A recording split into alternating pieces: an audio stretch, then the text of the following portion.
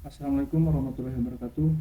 Perkenalkan, saya Haryanto Armin dengan NIM 22650127. Baik, kali ini saya akan menjelaskan tentang data spasial dan data non-spasial untuk memenuhi tugas pertama mata kuliah Sistem Informasi Geografi. Baik, langsung saja. Pengertian data spasial.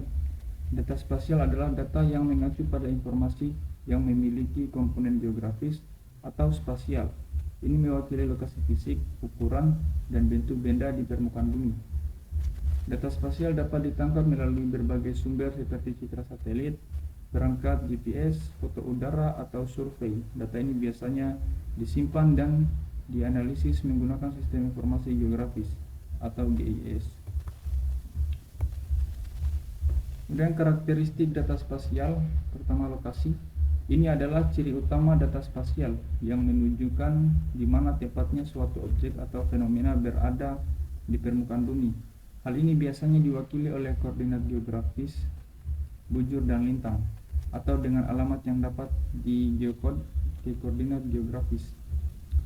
Atribut merupakan data atau informasi yang menggambarkan suatu objek atau fenomena pada lokasi tertentu.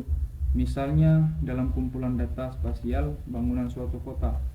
Atributnya mungkin mencakup nama bangunan, kegunaannya, atau komersial, perumahan, dan lain-lain. Tingginya dan jumlah lantai yang dimilikinya.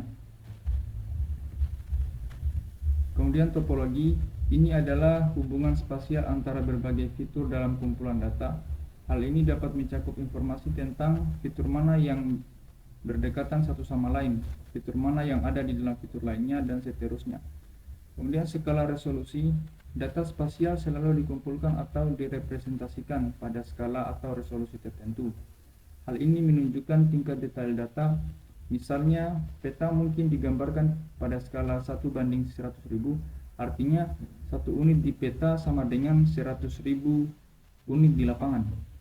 Atau citra satelit mungkin mempunyai resolusi sebesar 1:100.000 kali 30 meter. Artinya setiap piksel pada gambar mewakili area berukuran 30 meter dikali 30 meter di permukaan tanah. Kemudian proyeksi, karena bumi berbentuk bola 3 dimensi dan peta serta layar data berbentuk 2 dimensi, beberapa metode harus digunakan untuk meratakan permukaan bumi agar dapat direpresentasikan. Sistem yang digunakan untuk melakukan hal ini disebut proyeksi. Proyeksi yang berbeda dapat mempertahankan keakuratan representasi luas, jarak, bentuk, atau arah.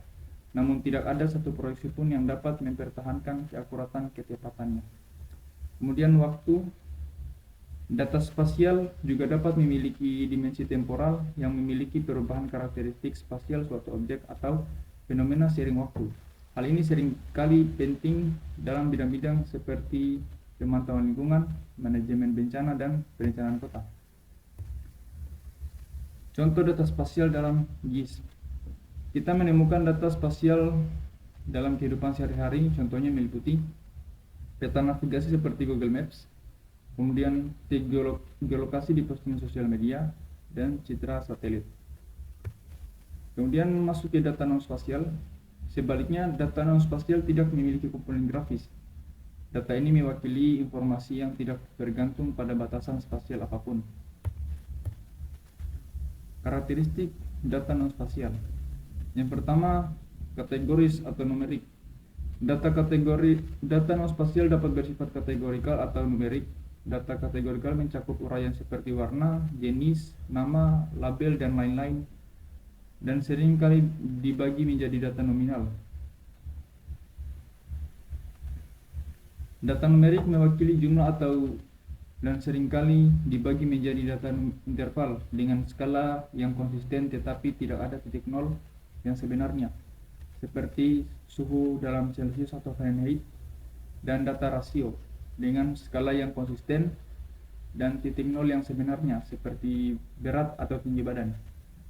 Kemudian diskrit atau kontinu. Data non-spasial dapat bersifat diskrit atau kontinu. Data diskrit mengambil nilai yang spesifik dan terpisah. seperti jumlah anak dalam sebuah keluarga, sedangkan data kontinu dapat mengambil nilai apapun dalam rentang tertentu seperti suhu ruangan. Kemudian univariat, bivariat, dan multivariat.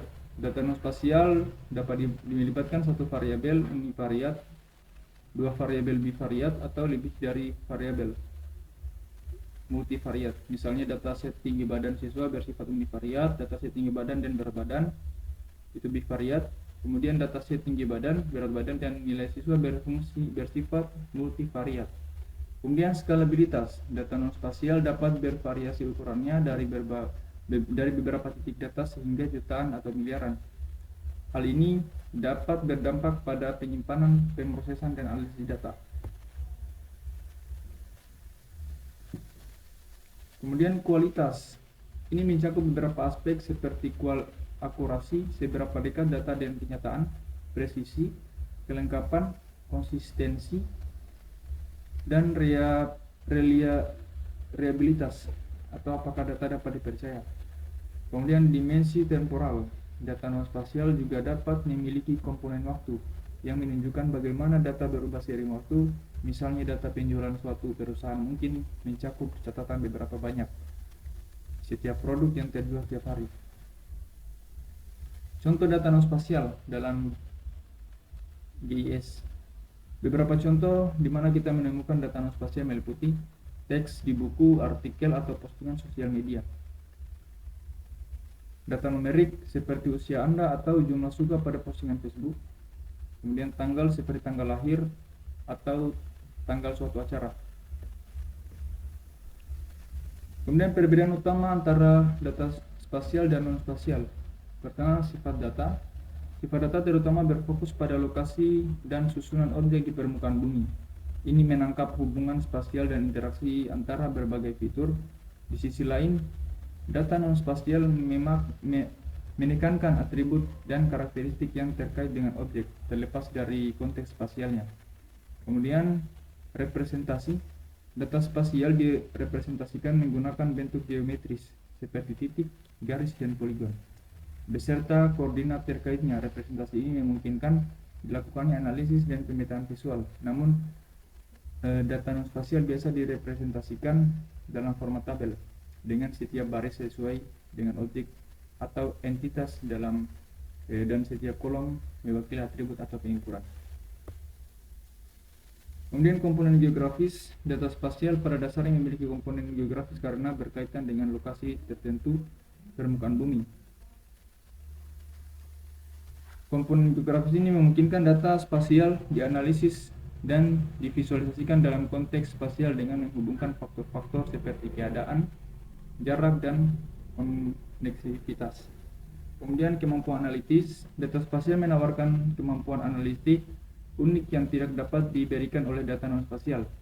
Dengan data spasial kita dapat melakukan query spasial, analisis spasial, dan pemodelan spasial untuk mendapatkan wawasan tentang pola, tren, dan hubungan spasial. Sebaliknya, data non-spasial tidak cocok untuk analisis statistik tradisional, penambangan teks, dan analisa berbasis atribut lainnya. Kemudian visualisasi. Data spasial cocok untuk teknik visualisasi. Memungkinkan kita membuat peta panas, korektel, dan representasi visual lainnya yang meningkatkan pemahaman kita tentang fenomena geografis. Data non-spasial meskipun dapat divisualisasikan melalui grafik dan bagan, lebih berfokus pada representasi atribut daripada hubungan spasial. Kemudian pentingnya data spasial dan non-spasial. Data spasial dan non-spasial merupakan pilar penting dalam proses pengambilan keputusan berbasis data saat ini. Data spasial yang pada dasarnya merupakan informasi geografis memberikan wawasan tentang lokasi, jarak, dan pola pada wilayah dan lanskap.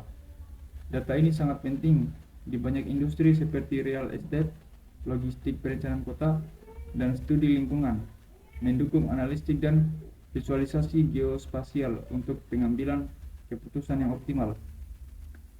Di sisi lain, data non-spasial yang tidak mencakup konteks geografi berguna untuk memahami pola dan korelasi dalam kumpulan data seperti informasi demografis, catatan transaksi, dan data perilaku. Data non-spasial menyediakan bahan meta untuk analisis statistik, penambangan data, permodelan prediktif, dan aplikasi pembelajaran mesin di berbagai bidang. Kedua jenis data tersebut, jika diintegrasikan secara efektif, dapat menawarkan wawasan komprehensif yang memungkinkan solusi cerdas dan berbasis bukti. Nah, kemudian referensi yang saya gunakan adalah pada artikel spatialpost.com. Baik, demikian penjelasan dapat saya sampaikan. Lebih dan kurangnya mohon dimaafkan. Saya akhiri, wabillahi taufiq wal hidayah. Wassalamualaikum warahmatullahi wabarakatuh. Terima kasih.